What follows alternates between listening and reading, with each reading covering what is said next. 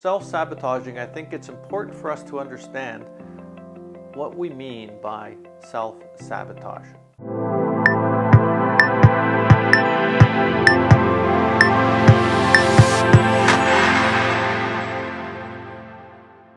So typically, we use that term self-sabotage is when we get into a situation which seems to be really good for us, but for some reason we end up doing something which is stupid or which actually makes that really good situation for us go away.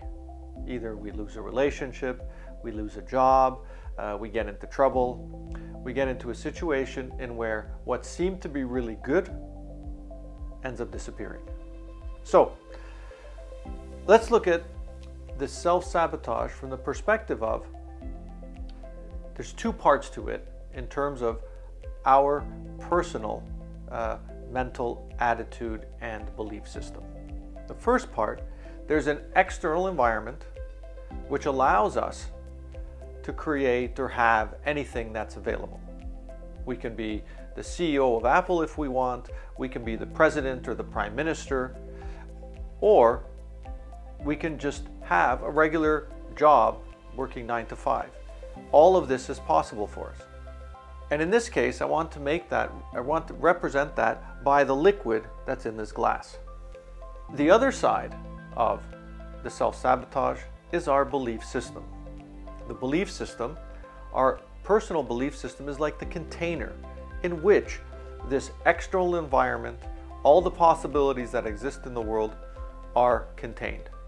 So in the first case, what would happen, let's say self-sabotaging yourself in a relationship. In that relationship, perhaps, you get to a certain level of the relationship. Perhaps it's a level of intimacy, perhaps it's the length of time that you're in the relationship. And when you get to a certain point, then a behavior that you have shows up over and over again, which ends up making it difficult to maintain that relationship. And for some reason, it stops. So what that would mean is that you have a glass, or you have a vessel, a container of belief systems, which is smaller than what that relationship could actually provide you.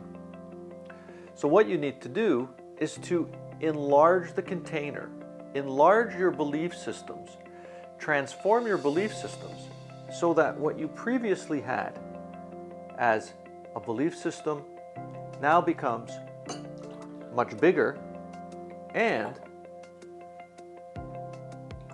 more of what exists outside the world, in the outer world, can be added. By changing your belief system, you've created a new container, something that allows you to accept more of the abundance and the joy and the experiences of life than what you did before. Self-sabotage is trying to put this amount of liquid, this amount of abundance into this amount of space. Now, as we grow and develop, most of us as adults, we end up getting stuck with a specific container size. We're stuck with a belief system that we learned from childhood. And we haven't developed and continued on expanding our belief system.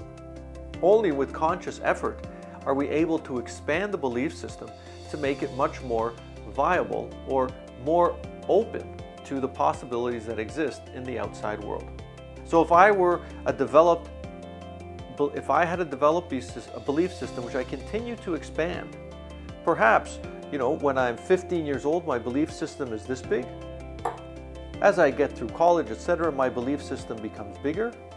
But as I continue as an adult, I can now create a belief system which is much, much bigger. 4 or 5